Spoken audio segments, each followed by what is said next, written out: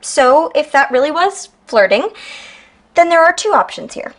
One, my immoral, jerk-face, possible kidnapper roommate has a crush on me and is giving me presents. Or two, my immoral, jerk-face, possible kidnapper roommate is pretending to have a crush on me and is giving me gifts because I'm next.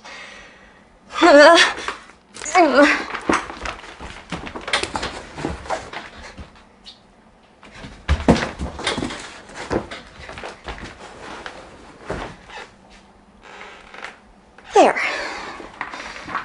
Hey, we lost her at the shunned house again. I swear I knocked on every stall at the ladies. I'm developing a reputation. Jeez, Frosh, what contaminated your control samples? Oh, you know, I miss my dad. I have papers due. I'm about to be my roommate's next victim. You really think you're in the crosshairs? I don't know. Even if I am, what am I supposed to do about it? I showed Perry footage of Carmilla lifting like a 400-pound duffel bag, and Perry suggested Carm must really be giving it her all at boot camp. Yeah, Paralyte's normal. She's been that way since we were kids. She used to play monsters, and she would pretend to be the monster's mommy. And wouldn't it be nice if we brushed our monster teeth and did our monster homework? We could go over Perry's head. To whom?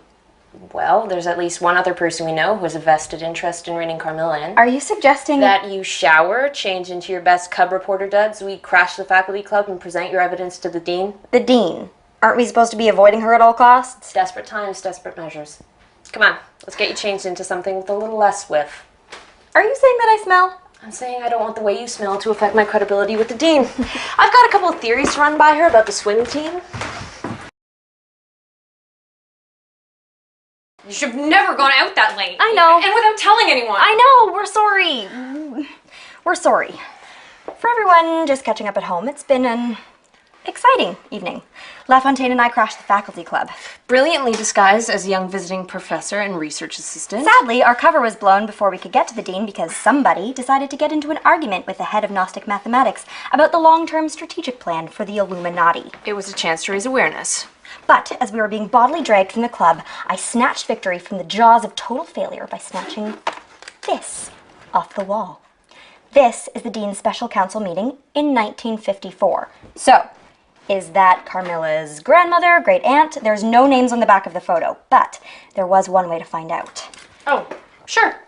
You know, tell it like this insane plan that the pair of you hatched was the next logical step. Do you know what this girl did? At 6:48 p.m., these two geniuses decided to hit up the library. Which I admit, in retrospect, was not the most brilliant idea. Thanks. Everything in your fridge is made of glucose and palm oil. I'm surprised you don't have scurvy. I know, but delicious cookies? Everything was fine at first. As soon as we got there, everyone was leaving the building, and yes, when the sun went down, we started to hear something... Skittering? Yeah, skittering in the stacks, you know, just beyond your periphery. But we made it into the first sub-basement just fine. The online system was really helpful. It gave us a cross-reference list before I even started typing. So we found most of the textbooks before between 19... the staircase wasn't in the same place anymore? Before we realized we might have gotten a little turned around. And that most of the computer monitors we could see were warning us to run now. And the skittering was getting closer. Which is when it became apparent that some of the books were, well, airborne, and that the card catalog was attacking us. A copy of Absalom tried to slice open my left wrist. Ruined Faulkner for me.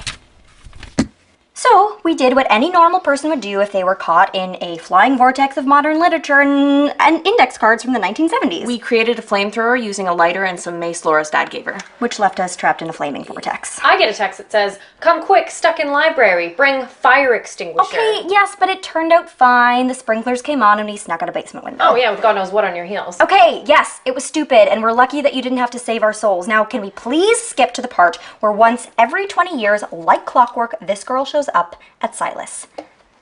Mercalla Karnstein. Or Kilma Karstein. Seriously, she just keeps on switching around the letters in her name like nobody's ever heard of an anagram. And every time she does, a bunch of girls go missing. Poof. Vanish. Never seen again. I mean, I know it sounds crazy, but she's nocturnal, she's so strong, she's at least 80 years old, and she drinks blood. Well, yeah, but we know she's a vampire. I mean, we've known that since the blood in the milk container, right? Vampire, vampire, vampire, yeah?